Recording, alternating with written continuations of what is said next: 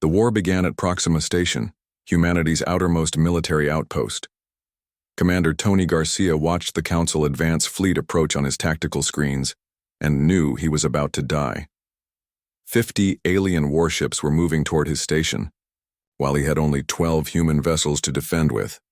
"All ships, this is Garcia," he broadcast on the command frequency. "Remember, we're not here to win. We're here to make them pay for every meter of space they take." The alien ships opened, fire first. Beams of energy that looked like liquid lightning struck the station's shields, overloading them in seconds. The outer hull began to buckle and melt under the assault. Garcia ordered his ships to attack, knowing it was hopeless but determined to inflict damage before they died. The human ships were smaller and faster than the Council vessels. They darted between the massive alien hulls like angry insects, firing everything they had. Missiles exploded against energy shields while plasma cannons carved burning scars across enemy armor. The aliens seemed surprised by the aggressive tactics. Their formation wavered as human ships used ramming attacks and suicide runs to destroy vessels 10 times their size. Garcia's flagship, the UES Guardian, was dying around him. Half the bridge was on fire, and the artificial gravity was failing. But his gunners managed to target the ammunition storage on a Council cruiser. The explosion was visible from 3 light minutes away and took 4 other alien ships with it. When Proxima Station finally fell, the Council had lost 15 vessels. Their commanders reported to the High Chancellor that human resistance was unexpectedly fierce, and that they had underestimated human willingness to sacrifice themselves. The pattern repeated at every human outpost. At the Titan mining colony, Administrator Linda Ross turned asteroid mining equipment into weapons. Her teams used massive drilling lasers to punch holes through Council ship hulls. They converted ore haulers into improvised missile platforms that could launch 100-ton rocks at near light speed. The alien commanders had no experience fighting enemies who used industrial equipment as weapons. Their tactical computers couldn't predict attacks from modified mining robots or cargo containers filled with explosives. By the time they adapted to the human tactics, 3 more Council cruisers were floating dead in space. Captain Steve Palmer commanded a squadron of human ships at the Battle of Wolf 359. His force consisted of 20 converted cargo vessels against 60 Council warships. The aliens expected an easy victory, but Palmer had studied their formations and noticed something important. The Council ships always moved in precise geometric patterns that had been unchanged for thousands of years. Palmer scattered his ships in seemingly random directions, then coordinated sudden attacks on isolated alien vessels. The rigid Council formations couldn't adapt quickly enough to counter the chaotic human tactics. While the aliens tried to maintain their perfect battle lines, human ships darted in and out like wolves attacking a herd. The breakthrough came when Dr. Rachel Green's research team successfully weaponized human computer technology against alien systems. Earth's computers had evolved differently from Council technology, using chaotic processes that alien minds couldn't understand or predict. Green's team created viruses that could infect Council ship computers and turn their own weapons against them. The first test occurred during the Battle of Vega Prime. Lieutenant Colonel Bill Turner uploaded the virus into a captured Council fighter, then released it during a battle with an alien battle group. Within minutes, the infected ship began firing on its own allies. The virus spread through the enemy formation like a disease, causing 12 Council vessels to destroy each other before their commanders could shut down their computer systems. News of human victories spread throughout the galaxy faster than the Council could suppress it. For 10,000 years, no one had successfully resisted Council ultimatums. The idea that primitive humans were not just fighting back, but actually winning battles shocked every intelligent species in the galaxy. The psychological impact on the Council was devastating. High Arbitrator Zethkar faced increasing pressure from his own species as casualty reports accumulated. The Valerian Empire had not lost a single ship in combat for over a century. Now they were losing dozens in each engagement with humans. Secretly, some Council species began to admire human determination. The Zephyrian Collective had been conquered by the Council 3,000 years earlier and forced to serve as laborers and technicians. When they heard about human resistance, Underground groups began sabotaging Council supply lines and providing intelligence to human forces. Princess Kira, of the Free Worlds Alliance, went further than mere admiration. Her species had always been uncomfortable with Council policies, but they had never been strong enough to resist. Now she began secret communications with human commanders, sharing information about Council fleet movements and weak points in their defenses. Admiral Ryan, Blake realized that humanity's greatest advantage was not superior technology, but superior thinking. The Council races had become locked into rigid patterns after thousands of years of easy dominance. They couldn't adapt to opponents who refused to follow established rules of warfare. Blake authorized increasingly daring operations.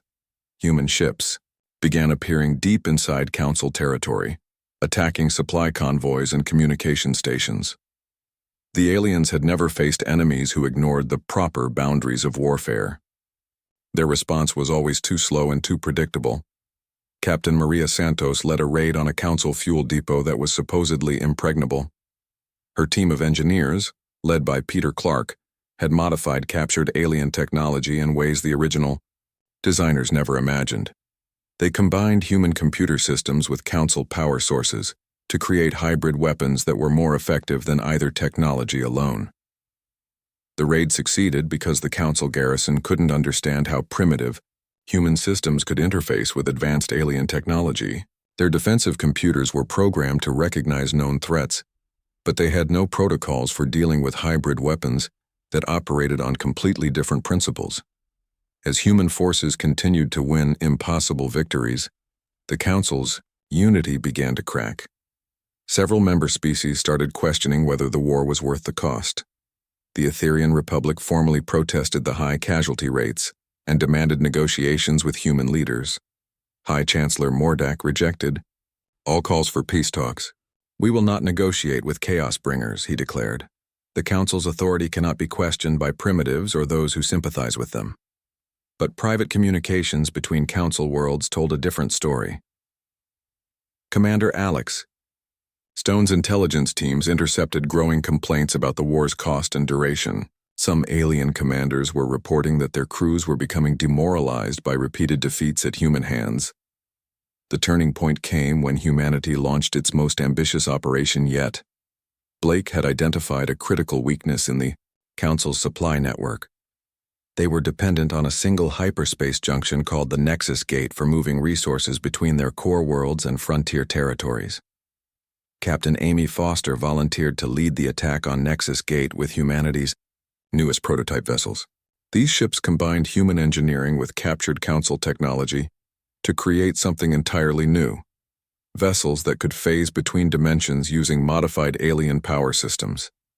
The attack on Nexus Gate would either secure humanity's survival or result in their complete destruction. Every available human ship was committed to the operation. If they failed, Earth would be defenseless against the full might of the Council fleet. As the human armada approached the most heavily defended position in the galaxy, soldiers and civilians throughout human space held their breath. The next few hours would determine whether humanity would continue to exist or become another extinct species in the Council's long history of genocide.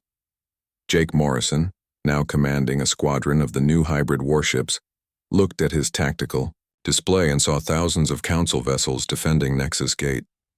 The odds were overwhelming, but humans had been facing impossible odds since the war began. "All ships, this is Morrison," he broadcast. "Today we show the galaxy that freedom is worth any sacrifice." The Battle of Nexus Gate began with the largest human fleet ever assembled emerging from hyperspace, simultaneously, at 12 different points around the Council's most important stronghold.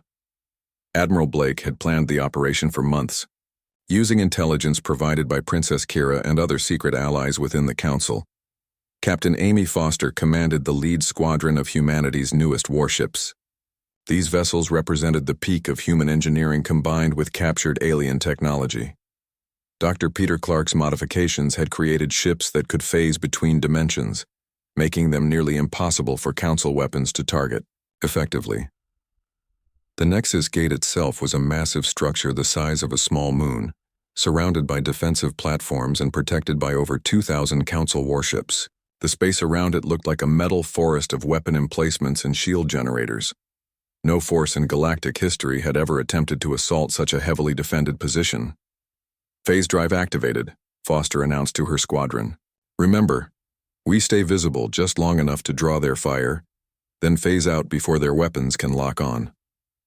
The human ships flickered in and out of normal space like ghosts. Council gunners found themselves firing at targets that vanished the instant their weapons charged. Meanwhile, the phase-capable human vessels could attack from angles that should have been impossible, appearing inside the alien defensive grid and disappearing before return fire could reach them. General Chris Murphy led the ground assault on Zerion Prime, a Council stronghold that controlled supply lines to 3 different sectors. His troops used modified alien equipment alongside human weapons in combinations that the Council had never encountered. Human soldiers wearing captured Council armor and carrying hybrid weapons moved through alien defensive positions like they belonged there. The psychological impact was devastating. Council defenders found themselves fighting enemies who looked like their own allies until they got close enough to see human faces behind alien helmets. The confusion allowed Murphy's forces to capture key installations before the defenders realized what was happening. Captain Maria Santos commanded the naval assault on the Hegemony shipyards, the Council's primary vessel construction facility. Her fleet included dozens of converted civilian ships alongside proper warships. Cargo haulers had been modified to carry massive loads of explosives, while passenger liners now bristled with missile launchers and particle beam weapons. The shipyards. Defenders expected a conventional attack from a predictable direction. Instead, Santos used her converted civilian vessels as decoys while her real attack force approached through an asteroid field that the aliens assumed was impassable.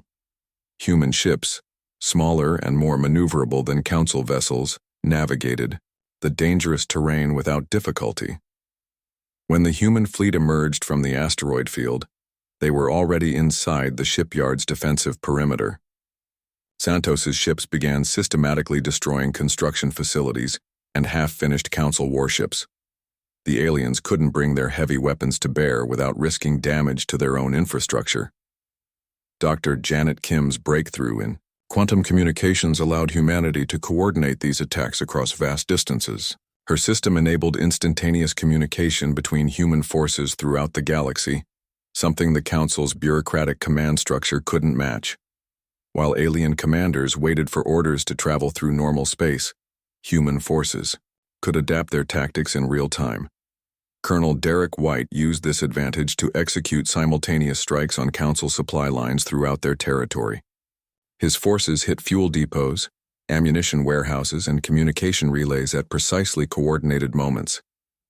The Council's response was always hours or days behind the attacks. The war's momentum had completely shifted.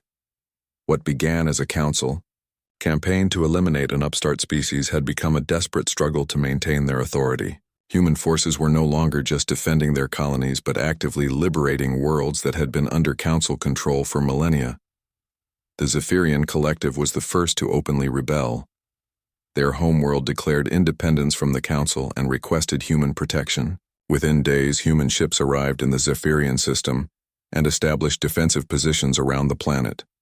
High Arbitrator Zethkar led a Council fleet to retake the Zephyrian homeworld, but his forces faced something entirely new. Former Council subjects fighting alongside human soldiers. The Zephyrians had spent 3,000 years learning Council technology and tactics. Combined with human adaptability and unconventional thinking, they proved to be formidable opponents. The Kaino battle in Zephyrian space lasted for weeks. Human and Zephyrian forces used every trick they could devise to outfight the superior Council fleet. They turned the system's asteroid belt into a maze of hidden weapons platforms. They used the planet's magnetic field to disrupt Council sensors. They even convinced some Council ship crews to switch sides by broadcasting messages about freedom and self-determination. When Zethkar's fleet finally retreated, it had lost nearly half its ships. The High Arbitrator himself barely escaped in a damaged cruiser. His failure to retake a single rebel world sent shockwaves through the Council's remaining territory. Princess Kira's Free Worlds Alliance became the next to openly support humanity. Their advanced manufacturing capabilities began producing hybrid weapons that combined the best of human and alien technology. Kira herself traveled to Earth to sign a formal alliance with President Carter, becoming the first Council species leader to visit the human homeworld. The sight of an alien princess shaking hands with the human president was broadcast across the galaxy. The message was clear. Humanity was no longer fighting alone against the Council. They had become the center of a growing alliance of species who refused to accept Council dominance. Engineer Peter Clark's workshops on Earth became centers of innovation that amazed even alien visitors. Human technicians worked alongside Zephyrian engineers and free-world scientists to create weapons and ships that surpassed anything in the galaxy. The hybrid technology they developed was not just more effective than pure human or pure alien systems, but represented entirely new approaches to engineering and design. The psychological warfare aspect of the conflict became as important as the physical battles. Every human victory inspired more Council subjects to consider rebellion. Every alien species that joined the human alliance encouraged others to question Council authority. High Chancellor Mordak found himself fighting a war on multiple fronts. Council fleets were stretched thin, trying to suppress rebellions throughout their territory, while also attempting to defeat human forces. The rigid command structure that had maintained order for 10,000 years was breaking down under pressures it was never designed to handle. Commander Alex Stone's intelligence network had grown to include sympathizers throughout Council space. His agents provided advance warning of enemy movements and helped coordinate rebel activities. The Council's own communication systems had become compromised by human-designed viruses and hostile alien operators. The final phase of the war began when humanity launched Operation Lightning Strike, a coordinated assault on the three most important Council strongholds simultaneously. The operation required every available human ship and the full support of their alien allies. Admiral Blake coordinated the massive operation from his flagship, surrounded by representatives from 6 different species that had joined the human alliance. The sight of humans, Zephyrians, Free-Worlders, Etherians, and other species working together as equals was something the galaxy had never seen before. As human and allied forces moved toward their targets, the Council faced a choice that their leadership had never imagined. They could continue fighting a war they were clearly losing, or they could consider the unthinkable, negotiating with the species they had tried to destroy. Captain Jake Morrison, now commanding a squadron of the most advanced ships in the galaxy, received final orders for his part in Lightning Strike. His target was the most heavily defended Council facility outside their capital system. Success would split the enemy's remaining territory in half and make their final defeat inevitable. The war that began with humanity receiving an ultimatum to surrender their freedom was about to end with the Council facing the same choice. Ambassador Helen Wright stood before the Galactic Council Assembly and felt very small. The chamber was enormous, designed to hold representatives from 12 different alien species. Curved walls rose hundreds of meters above her head, covered in symbols that hurt her eyes to look at directly. The air tasted metallic and carried scents that no human nose was meant to process. Thousands of alien beings sat in tiered sections around the chamber. Some looked almost human, except for extra arms or strange-colored skin. Others were so different that Helen had trouble understanding how they could even exist. Floating jellyfish-like creatures with glowing tentacles shared space with crystalline beings that looked like living rocks. At the center of the assembly sat High Chancellor Mordak of the ruling consortium. The creature was massive, with thick gray skin and 6 powerful legs that ended in claws. Its head was crowned with bony ridges that glowed with internal light. When it spoke, the sound was like grinding stones. The human representative will present her species' response to the Council's generous offer, Mordak announced. Helen stepped forward and activated her translation device. Honored members of the Galactic Council, I come before you not to accept your ultimatum, but to ask why you fear us so much that you would destroy an entire species. Angry sounds erupted from various sections of the assembly. High Arbitrator Zethkar rose from his position among the Valerian delegation. Fear, You mistake caution for fear, Primitive One. The Council has maintained galactic stability for 10 millennia. We do not fear chaos bringers. Then why not give us a chance to prove we can be peaceful neighbors? Helen replied. Our colonies have never attacked anyone. We've never threatened any other species. The only thing we've done is explore space and try to build better lives for our people. A new voice joined the debate. Princess Kira of the Free Worlds Alliance was one of the younger council members. Her species looked similar to humans, but with pale blue skin and silver hair. The human speaks truth, she said. I have studied their colonies. They show no signs of military buildup or aggressive expansion.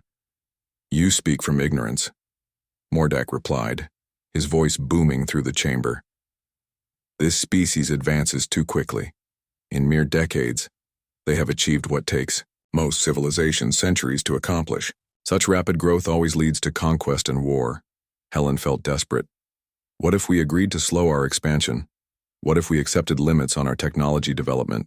Surely there's some way we can coexist. There is one way, Mordak said.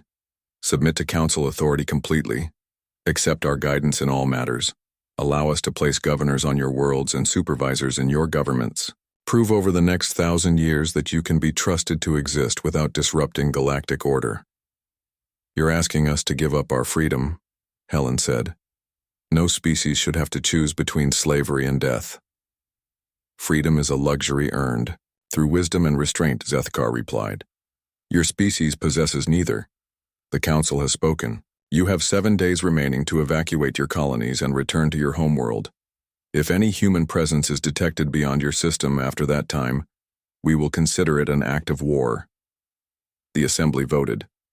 The result was not even close. 10 of the 12 species supported the ultimatum. Only the Free Worlds Alliance and the Etherian Republic voted to give humanity more time to negotiate. Helen's diplomatic mission had failed completely. When news of the failed negotiations reached Earth, the planet's response was swift and decisive. President Carter appeared on every screen and communication device worldwide. My fellow humans, the Council has made their choice. They offer us slavery or death. I say we choose neither. We choose to fight for our right to exist as free people. The declaration of war sent shockwaves through human civilization, but it also triggered the largest mobilization in the species' history. Every nation contributed whatever they could to the war effort. Shipyards that had been building cargo vessels began producing warships. Factories that made civilian electronics started manufacturing weapons and armor. Admiral Ryan Blake took command of the combined human fleet. His first challenge was turning exploration ships into fighting vessels. The UES Defiant and dozens of similar ships received armor plating and weapon systems. Cargo haulers were converted into troop transports. Even small civilian craft were modified to carry missiles or reconnaissance equipment. General Patricia Wells coordinated ground defenses across 37 human colonies. Each world began building underground bunkers and fortifications. Civilian populations started evacuation drills while local militias trained with whatever weapons they could find. The scientific community mobilized as well. Dr. Kevin Hayes led teams working around the clock to analyze captured alien technology from the reconnaissance missions. His scientists had managed to recover fragments of council ships from previous encounters, and they were racing to understand how alien weapons and shields worked. On the colony world of New Dallas, Governor Sam Mitchell watched construction crews building defensive positions around the capital city. His world had 3 million inhabitants, mostly farmers and miners, who had come looking for a better life. Now they were preparing to fight aliens they had never seen for the right to stay in their new homes. How long do you think we can hold out? Asked Mary Johnson, who led the civilian evacuation planning. Long enough, Mitchell replied, though privately he wondered if any of them would survive what was coming. Intelligence reports painted a terrifying picture of Council military strength. The combined fleet consisted of over 10,000 warships from 12 different species. Each alien vessel was larger and more advanced than anything humans had ever built. Their weapons could destroy entire cities from orbit, and their shields could absorb tremendous amounts of damage. But humanity had advantages the Council didn't expect. Captain Jake Morrison proposed using unconventional tactics that took advantage of human unpredictability. Unlike the aliens who had fought the same way for thousands of years, humans were willing to try new approaches and take desperate risks. Lieutenant Commander Nina Foster suggested converting civilian vessels into improvised weapons. Her plan involved loading cargo ships with explosives and using them as massive guided missiles against Council formations. It was crude compared to alien technology, but it might catch them off guard. The most encouraging development came from intercepted Council communications. Commander Alex Stone's intelligence teams discovered growing disagreement among the alien species. The younger races, particularly the Etherian Republic, were questioning whether the war was necessary. Some Council members worried that attacking humanity might set a dangerous precedent. The Etherians are having second thoughts, Stone reported to Admiral Blake. Their internal communication suggests they think the Council is overreacting to the human threat. Can we contact them directly? Blake asked. Too risky. If the consortium finds out they're talking to us, they might face the same ultimatum we got. As the final days before the Council deadline passed, humanity prepared for the greatest test in their species' history. Children were evacuated from the outer colonies while adults stayed behind to fight. Scientists worked desperately to complete new weapon systems. Military commanders studied every piece of intelligence they could gather about alien tactics and technology. The Council's combined fleet began moving toward human space. Long-range sensors detected the massive alien armada as it crossed the galaxy. Conservative estimates suggested the fleet would reach human territory within 3 months. More optimistic projections gave humanity 4 months to prepare. President Carter made one final broadcast to the scattered human colonies. To everyone listening across the stars, remember that we fight not just for ourselves, but for the principle that every intelligent species has the right to determine its own destiny. The Council believes that might makes right, but we'll show them that courage and determination can overcome any advantage. On the bridge of his newly armed ship, Jake Morrison looked at the tactical displays showing human defensive positions. The numbers were not encouraging. Humanity had managed to assemble fewer than 300 combat-capable vessels. The Council was bringing over 10,000. But humans had something the aliens had forgotten during their millennia of easy dominance: the willingness to fight impossible odds when their survival was at stake. The war was about to begin. Captain Jake Morrison stood on the bridge of the UES Defiant and watched the stars through the main viewing screen. His ship was humanity's first deep space exploration vessel, and they had been traveling for 3 months beyond the outer colonies. The mission was simple: find new worlds that humans could call home and map the unknown regions of space. The ship's sensors began beeping with an urgent sound. Lieutenant Nina Foster turned from her station with worry on her face. Captain, we have multiple contacts approaching fast. They're big and they don't match any ship designs in our database. Jake felt his stomach tighten. Humanity had been exploring space for 50 years, but they had never encountered other intelligent life. The possibility had always existed, but seeing it happen was different from just thinking about it. Put them on screen, Jake ordered. Though, viewing screen changed to show 5 massive alien ships moving toward them. Each vessel was at least 3 times larger than the Defiant, with strange curved designs that seemed to flow like water frozen in metal. Blue energy patterns pulsed along their hulls in rhythms that hurt human eyes to follow. Incoming transmission, reported Communications Officer Sam Mitchell. Put it through. The screen filled with the image of something that was definitely not human. The creature had 4 arms, silver skin that looked like metal, and eyes that glowed with pale yellow light. When it spoke, the words came through the ship's translation system in perfect English. I am High Arbitrator Zethkar of the Valerian Empire, speaking for the Galactic Council. You will identify yourself and state your purpose in this system. Jake stepped forward. I'm Captain Jake Morrison of the United Earth ship Defiant. We're on a peaceful exploration mission from Earth. The alien's expression changed in a way that seemed like disgust. Humans, we know of your species. You have 30 of your standard days to abandon all colonies beyond your home system. and confine yourselves to the single world you call Earth. If you refuse, the Council will remove you from the galaxy permanently." The words hit Jake like a physical blow. "What are you talking about? We've done nothing wrong. Our colonies are peaceful settlements." "Your rapid expansion and chaotic nature threaten the stability of galactic order," Zethkar replied. "The Council has maintained peace for over 10,000 years. We will not allow primitive newcomers to disrupt what we have built." Primitive. Jake felt anger rising in his chest. "We may be new to space travel, but we're not primitive. We have rights to explore and settle new worlds just like anyone else." Rights. The alien made a sound that might have been laughter. "Rights are earned through strength and wisdom accumulated over millennia. Your species has neither. 30 days, human. Use them wisely." The transmission ended abruptly, and the alien ships disappeared into hyperspace as quickly as they had arrived. Jake immediately ordered his crew to set course for Earth at maximum speed. The journey home took 2 weeks, during which time he sent urgent messages ahead to warn the government about what had happened. By the time the Defiant reached Earth orbit, the entire planet was in emergency session. President Lisa Carter called Jake to the Global Defense Council meeting as soon as his ship docked. The council chamber was filled with world leaders, military commanders, and scientists. Everyone looked worried and confused. "Captain Morrison," President Carter said as Jake entered the room.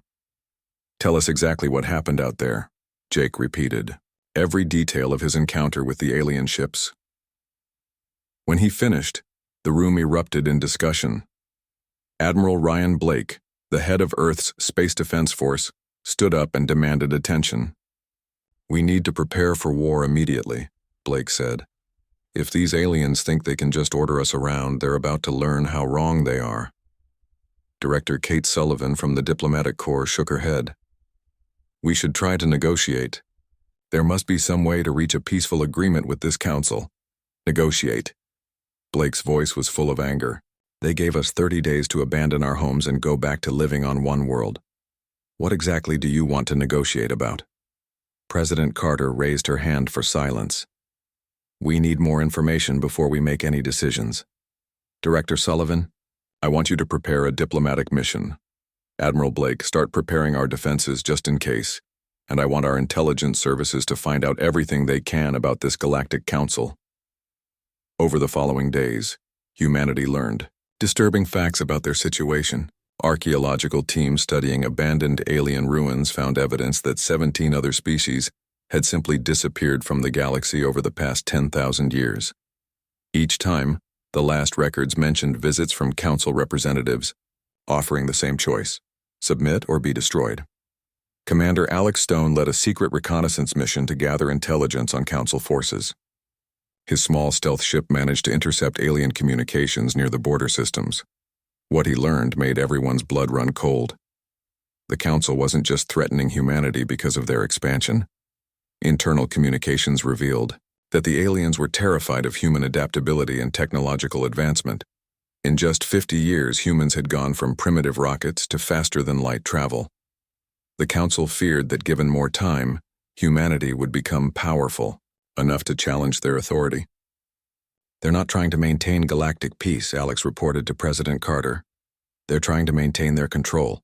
Every time a species shows potential to become truly advanced, the Council eliminates them." The revelation changed everything. This wasn't about territorial disputes or cultural differences. The Council wanted to commit genocide against humanity simply because humans had the potential to grow beyond Council control. President Carter addressed the world through emergency broadcasts. "My fellow humans, we face a choice that no species should ever have to make.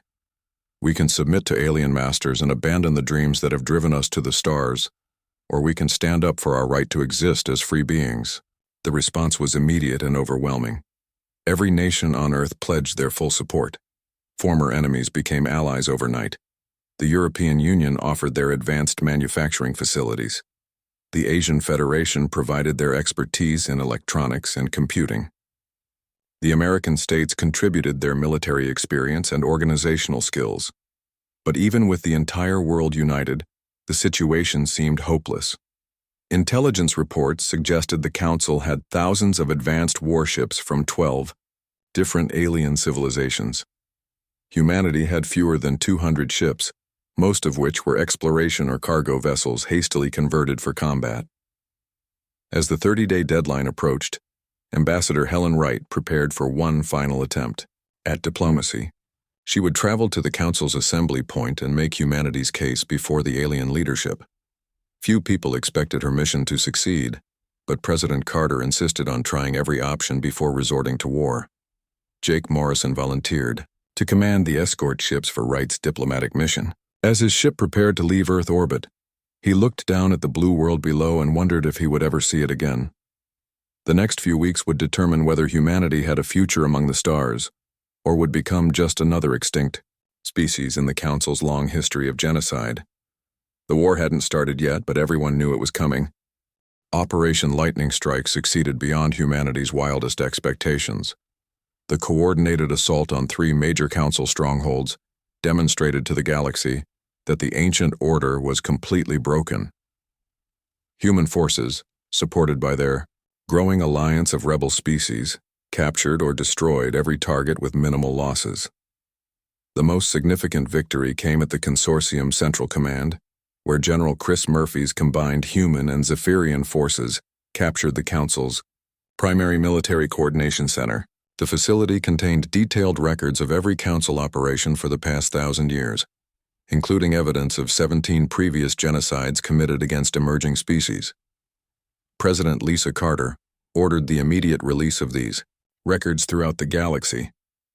The evidence showed that the Council's claims about maintaining peace were lies. They had systematically eliminated any species that showed potential to challenge their authority. The documentation included recordings of Council leaders discussing the elimination of entire civilizations as routine administrative matters. The revelations triggered widespread rebellions across Council territory. Species that had served the Council for millennia suddenly learned that their leaders viewed them as potential threats to be eliminated when convenient.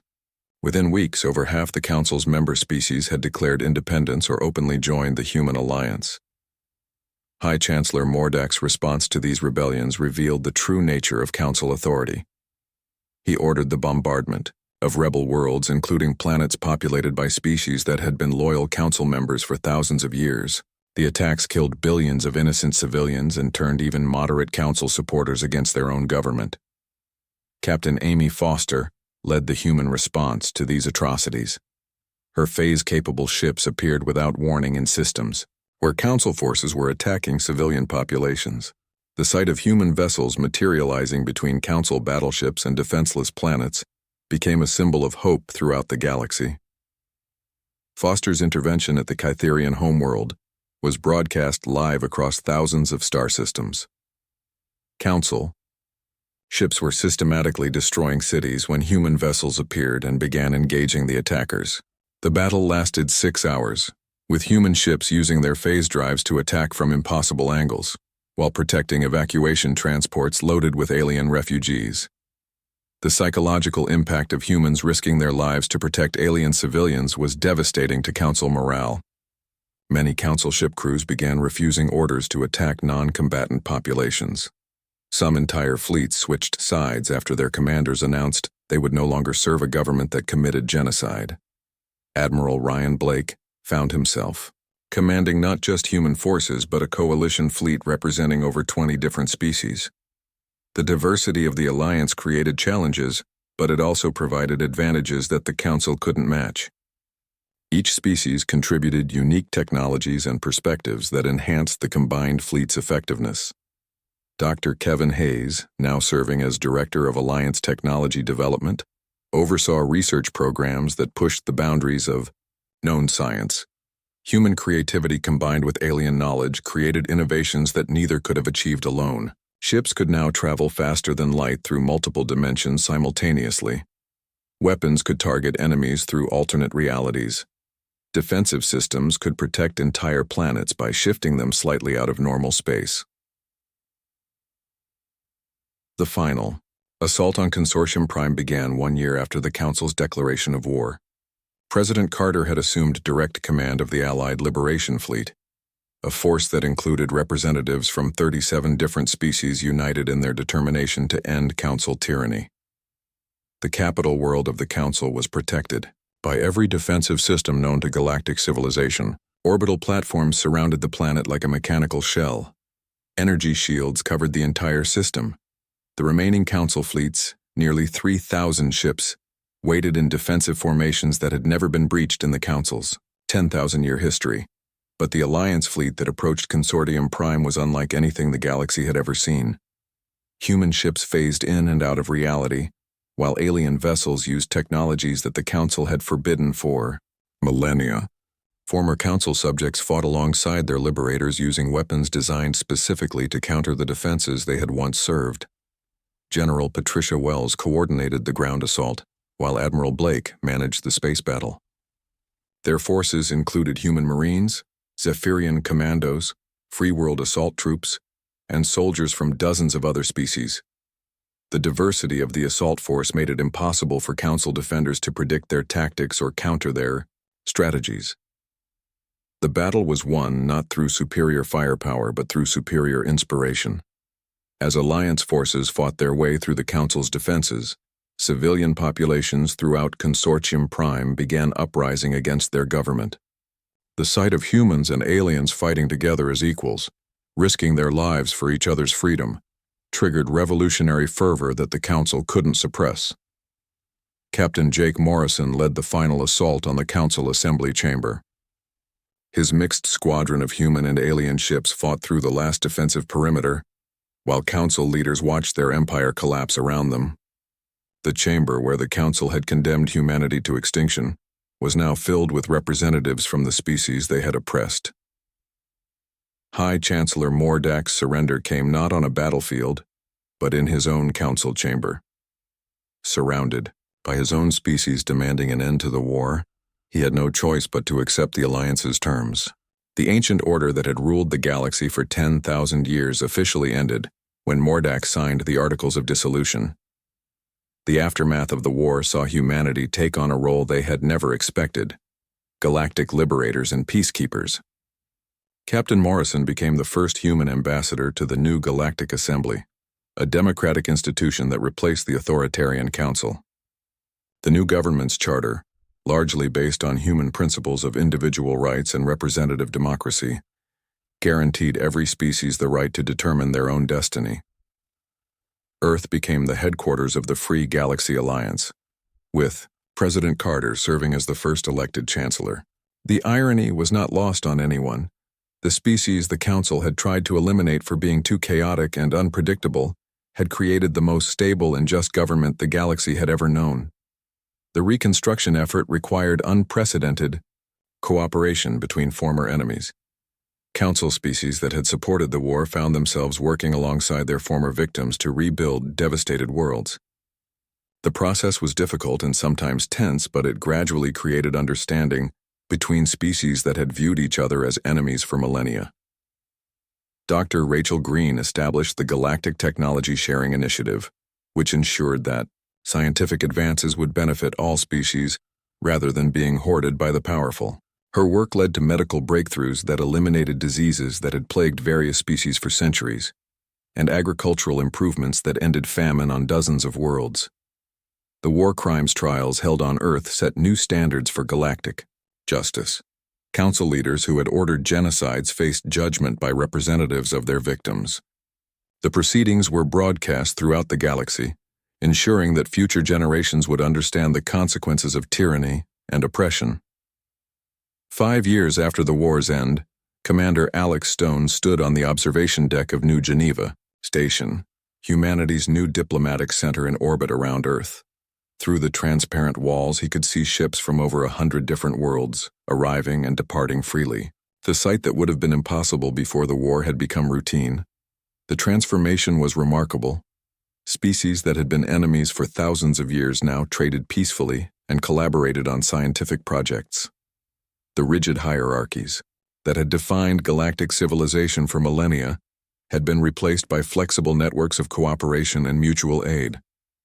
Dr. Hayes joined Stone at the observation window. "Remember when we thought the Council was too powerful to defeat, Hayes?" said. I remember thinking we were all going to die, Stone replied. Instead, we ended up freeing the entire galaxy. The final irony of the war was written in the history books that would be read by countless future generations. The Council had declared war on humanity because they feared humans would eventually challenge their authority. Their fear had been completely justified. Humanity had indeed challenged and destroyed the Council's power. But instead of creating their own empire to replace it, humans had done something the Council never expected. They had given power back to the people. The galaxy was now free not because humanity conquered it, but because humanity showed everyone that freedom was possible. The war that began with an ultimatum to submit or die had ended with a new age of liberty that would last for generations to come. When the Council declared war, humanity had answered not just with weapons and courage, but with ideas and ideals that transformed an entire galaxy. And in the end, those ideas had proven more powerful than any weapon.